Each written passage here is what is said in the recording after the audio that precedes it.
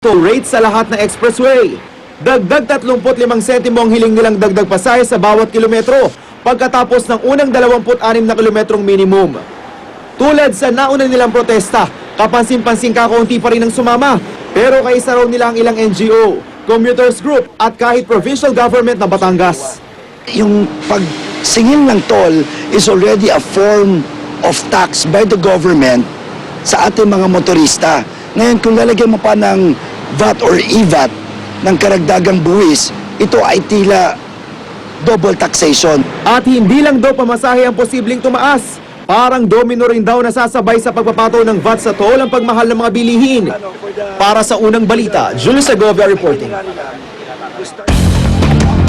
Namumuong sama ng panahon na binabantay ng Pag-asa, posible umunong pumasok sa bansa ngayong araw o bukas. Ayon sa Pag-asa, huling namata ng low pressure area sa layong 1,320 kilometro sa silangang bahagi ng Visayas. Mayroon ding umiiral na intertropical convergence zone na nakakaapekto sa buong bansa. Dahil dito, makakaranas ang buong kapuluan ng madalas na maulap na kalangitan na may kalat-kalat na pag-ulan, pagkulog at pagkidlat.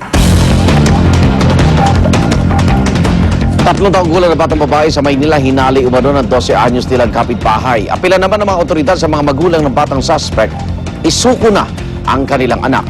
Darito ang exclusive report ni John Consulta.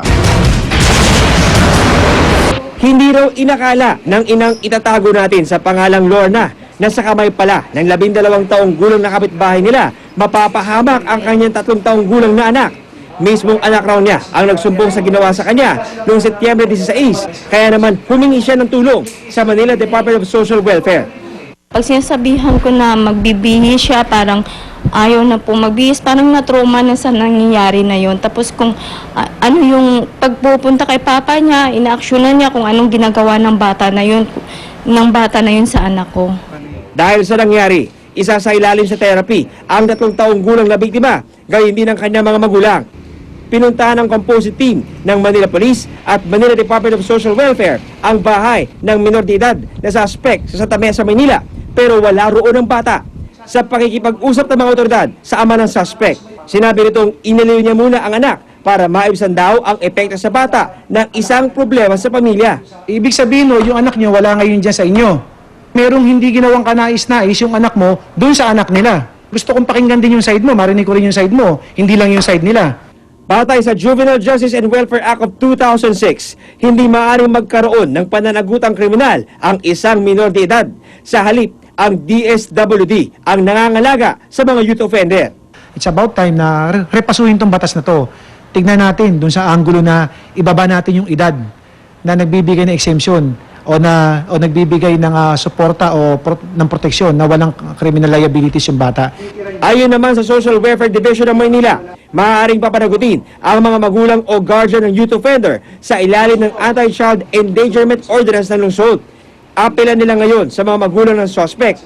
Doon sa mga magulang ng 12 anyos na bata na ito isuko na nila para may paliwanag natin doon sa bata mismo at maunawaan ng bata na yung ginawa niya mali.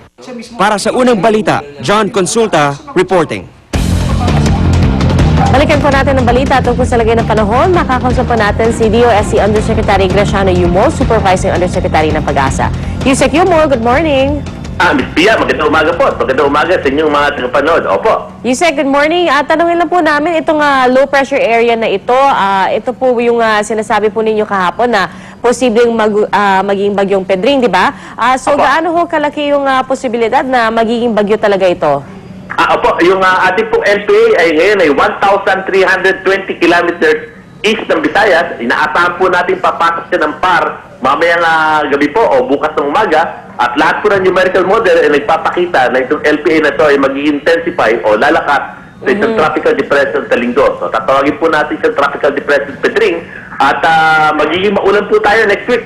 Ang malaki lang pagkakaiba ngayon ay ang kanyang landfall. Hindi na po siya, base po sa latest numerical forecast natin, magla-landfall po siya hindi na sa Cagayan, kundi sa Batanes na po. At ang kanyang landfall ay hindi na sa Martes, kundi sa Huwebes. Pero kahit nasa Batanes po ang kanyang tama, inaasahan po natin na mula Martes hanggang Huwebes ay napakaulan sa eastern seaboard ng Luzon. Abot na rin po ang Samar. Cagayan, Isabela, Aurora, Bicol, Samar, inaasahan po natin na magiging maulan sila. Ito naman ay dulot ng pag-ulan related dito sa magiging tropical depression na Pedring.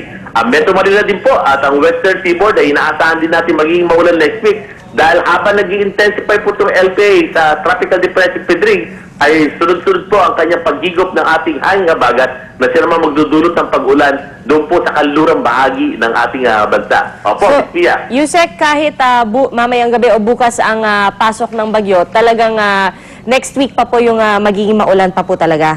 Opo, kasi po yung pasok mamaya yung entry sa PAR ay may kalayuan pa sa kalupaan. Alright. Kaya inaasahan natin ang ating weekend, ang magiging maulap lamang ay Luzon. Pero yung mga kababayan natin sa Visayas, Mindanao ay napakaganda ng panahon. Tapos sa bandang hapon po, doon lang sila magkakaroon ng kaulapan. Opo.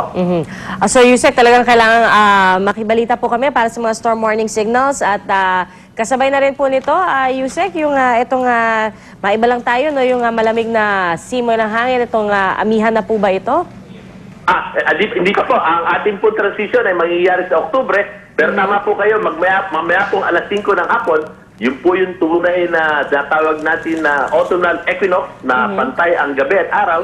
Pakataas po yan. Simula niyan ay magiging mas mahaba na ang ating gabi at mas magiging malamig na dahil nga nagbago na po ang tilt ng mundo at inaasahan natin na nagbabadya na po ito na magpapalit na po ang hangin mula habagat.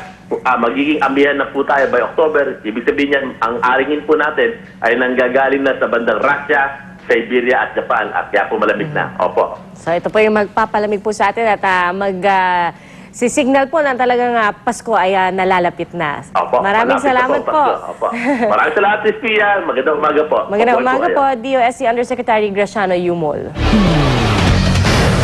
Exclusive, isang gusto magilid sa South Luzon Expressway, 5 po ang sugatan.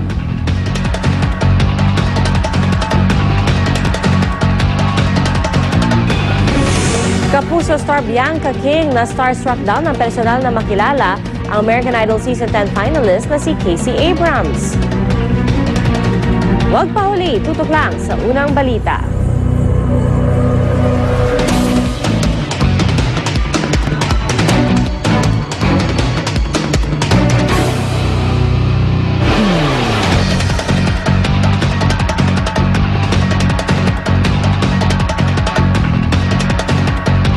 Ano mang luto ang trip mo, tsaka kagatin mo to dahil Chickenam namang bubusog sa'yo. Ang pick-up line, i-deliver with style. Uldaper ka ba?